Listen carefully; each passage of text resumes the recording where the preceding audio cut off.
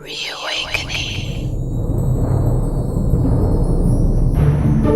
Come and Knock on Our Door is music to some people's ears, but it depends for most of us who's doing the knocking, right? In this episode of Reawakening, dream interpreter Yvonne Ryba analyzes a dream that her late then-husband, Temperley, had in 1997. It involved 3 gypsies knocking on their door right after Temperley had some fish and chips from which emerged a battered, covered alligator. What does it all mean? Well, let's check in with Yvonne once more and get the 411 on this crazy dream. I'm your host, Chris Mann. So sit back and let's find out who's knocking at the door and if we really want to answer it. Howdy again, Yvonne. How are you doing? I'm doing well, thank you, Chris. Great. Well, happy June. We're already in June here, which is crazy. I know, it is crazy. We're organizing Christmas on the Chamber of Commerce here, and I'm thinking, oh my gosh, thank you. Too soon. Well, we've got July the 4th, first of all. We've done that. We've got fireworks and things to do. But, yeah, we're working on Christmas. Too soon. I know, you've got a plan. You got a plan. Well, I think I've spoken with you recently about how I am planning a move sometime this year. I've been in the same spot for a while, but people tend to move in the summer or the first of the year, and that got me thinking. I know we've talked about dreams with moving in them, but do you have anything in that realm? You live in Texas now. You've moved about the U.S. after you moved from Britain in the early 80s. Do you have anything we haven't looked at yet in the moving realm? I've got books and books full of dreams that I've had. You have quite the encyclopedia of dreams there. Pretty well. And good job I date them, because that's important. And I didn't realize at first how important it is. But yeah, you look back and you think, what was I doing then in 97? Right. And then, yeah, it comes back to you and you realize, looking back, which is the big deal, looking back what the dream was telling you and how, when you understand your dreams, how it helps you. That's right. To decide, because moving is a huge challenge. Oh my gosh, yeah. Isn't it? I mean, it's like it is a major thing. So imagine when we were moving from Great Britain, from England to Texas. We moved to Texas first. We went to Houston. And then I think I mentioned this dream briefly, I'll mention it again, of me dreaming I was in Woolworths. Oh, right. Yeah. And there were boxes and all sorts of things around, and there was a big rack of men's ties. And I was thinking, we don't need them, well, give them back. And there was something about ties there. And when I woke up, I thought, what was that about, men's ties? And I thought, well, that's a play on words. The tie that we have with the community there will be broken, will be not as connected. There you go. Moving away from it. We moved away from the work we did, my job, I was a teacher, and we moved away from our families. Of course, we kept in touch with them, but it's not the same when you've got an ocean between you. Right. And so on. So that was one of my dreams that significant that I remember about moving. But I have a little dream that my first husband had, and I wrote it down, and it's from 1997. That was the year that I think I first spoke with you. Yes. Nearly 20 years ago. It's been a while. It's going to be 20 years next year. It's crazy, Yvonne. It is. Isn't that amazing? 20 years almost. Good grief. It sure is. A lot has happened since then. So much. And maybe we'll have a retrospective of some sort next year. I think so. We'll be moving in on the 3rd or 4th or 5th year of doing this podcast in one form or another. There you go. Oh, well, we should do something to celebrate that. We'll have to think about that, Chris. Greatest hits. Yeah. So, 97. I remember, correct me if I'm wrong, you lived in Kansas in 97, right? Yes, we did. We lived in Kansas. We were living in Lawrence, Kansas, and my husband, who is a decorative artist, was working in Overland Park in Kansas City, which is the posh area, like Beverly Hills and so on. And we went there for this particular job, this very, very big 30,000 square foot house, and the guy wanted a gold dome in 3 different kinds of metal. He had 2 kinds of gold and 1 of platinum. that my husband designed this 30-foot across dome and so on. And that was one of the last big jobs that he did before he had a hip operation. And then he had this dream, all right? And now we knew we weren't going to stay in Kansas forever because he needed to have this operation on his hip, and we knew that would mean a big change. And we loved Texas. Yes. But we also had the chance of going to Santa Fe in New Mexico. Oh, Santa Fe. And, yeah. And I have friends there who were very keen on the idea of us going there and so on. So anyway, he had this dream, which I have written down. It was the end of August, 1997, and I've got Temperley and the Little Alligator. Oh, I like this. Okay. Yeah, it sounds good, doesn't it? It sounds like a children's story. Child's book, yeah. Yes, yes. So we're asleep, and I heard him shout, right? It woke me up, and I said, what's up, you know? And he said, I had this dream. And he said, I had a packet of fish and chips. And he said, I opened it up, and a small alligator, which was covered in batter, jumped out and ran off. Oh, wow. And he chased after it, and then he heard knocking or banging on the door, on the front door. So he went there to the door, opened it up, and there were 3 gypsies standing outside of the door. Oh, wow. And I appeared in his dream, and I told them to get lost.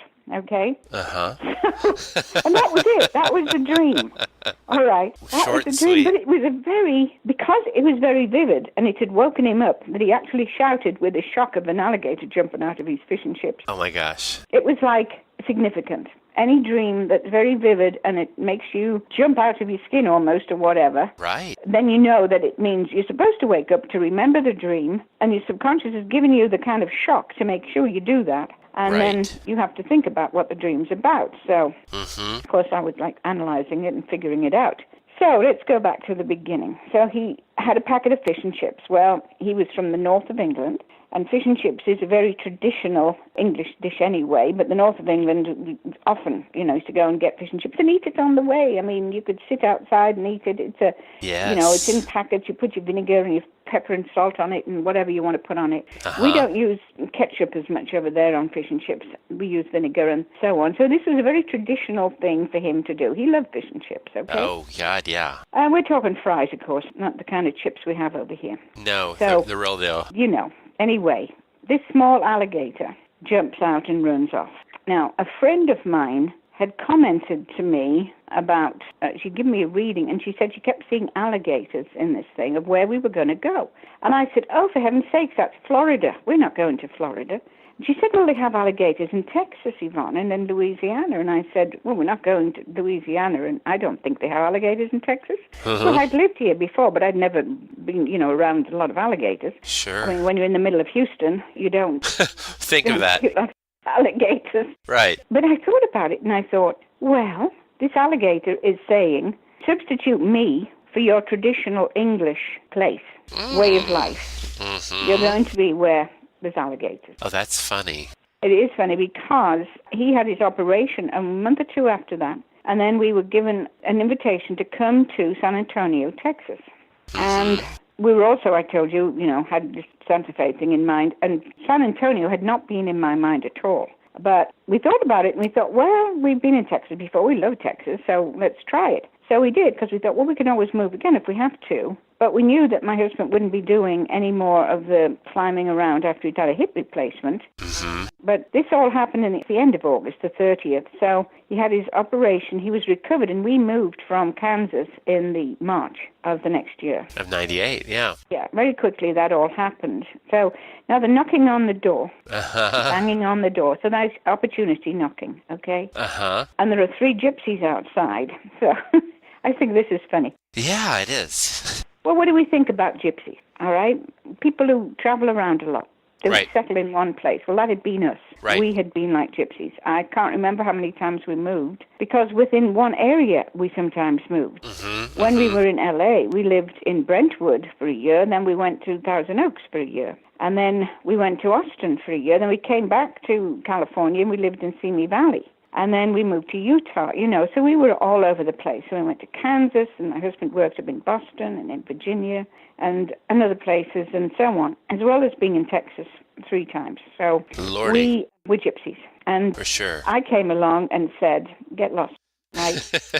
You opened the door. We are not doing that again. Yeah. No, we're going to settle. We're going to go somewhere find the right place and settle there. Yes. And we decided it was going to be Texas, and it was, and believe me, it was wonderful. And he died in 2004, and so it was a good place for him to be because we had good friends, and we made more, and my family, that my sister was there, and so on. So we were in the right place at the time.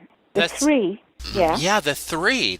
What's the significance of 3 in this dream? 3. Well, it's a very significant number. All numbers really are important in dreams.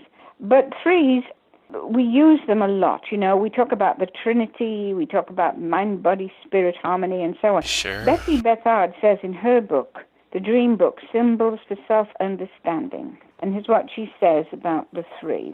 She says mind, body, spirit, harmony, and Trinity. She said the dream has a spiritual message. Nice. Well, that was surely true. It said, you may be a basic Anglo-Saxon to my husband, but you're going to go to Texas. And he chased after it. I mean, he did. And he loved Texas. He really did. He enjoyed being there. It's like a spiritual, for him on his journey, his final 6 yes, or so years. It was Well, he got into I was already into science of mind, and he became very interested in it. And then when we got to San Antonio is when I did my practitioner training, which took a long time because you had to have so many credits of other classes before you could even begin the 2-year training.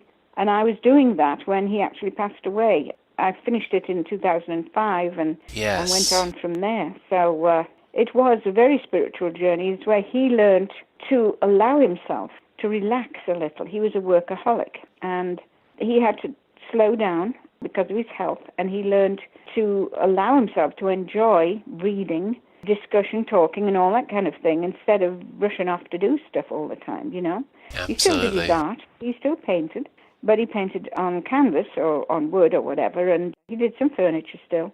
But he couldn't go out and climb scaffolds and do that kind of thing. It was getting too much for him. Too much, yeah.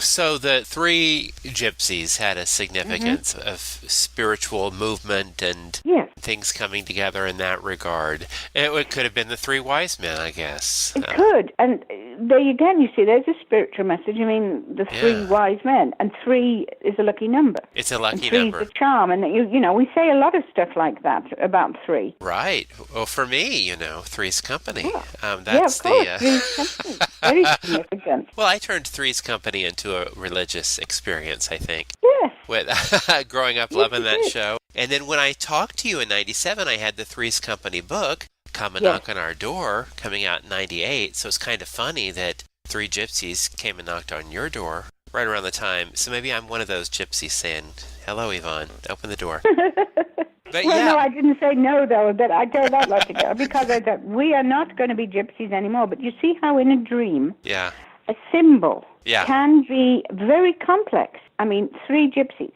Okay. But from that, we have the number and what it means, and we have what the gypsies mean.